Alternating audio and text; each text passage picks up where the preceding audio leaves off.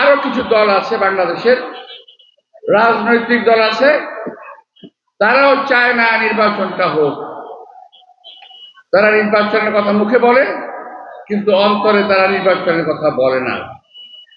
কারণ তাদের একটা ধারণা জন্মেছে নির্বাচন হলেই বিএনপি ক্ষমতায় আসবে।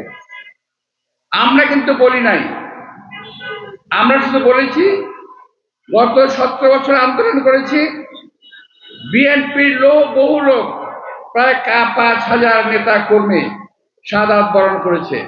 এইবারও এই জুলাই আগস্টের আন্দোলনে প্রায় 422 জন বিএনপি নেতা কর্মী শাহাদাত বরণ করেছে।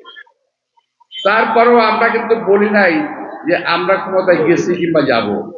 আমরা ভোটের জন্য লড়াই করছি, এই দেশে মানুষের গণতন্ত্রের জন্য লড়াই করছি, কথা বলার অধিকারের জন্য লড়াই করছি। কিন্তু তারা ভেবে নিয়েছে বিএনপি ক্ষমতায় আসবে, সুতরাং নির্বাচন হতে দেওয়া যাবে না। কিছু কিছু দল কোনো না কোনো একটা ছুতা বের করে, বাংলা ভাষায় সহজ কথা বলে, সহজ চাতুরি ছুতা বের করে, এটা না হলে এইটা, এটা না হলে এটা, কেউ বলে নির্বাচন হবে না, কেউ বলে নির্বাচন হতে দেওয়া যাবে না। 17-18 বছর আন্দোলন করে এই সমস্ত কথাবার্তা শুনতে এই জনগণ ভালোবাসে না।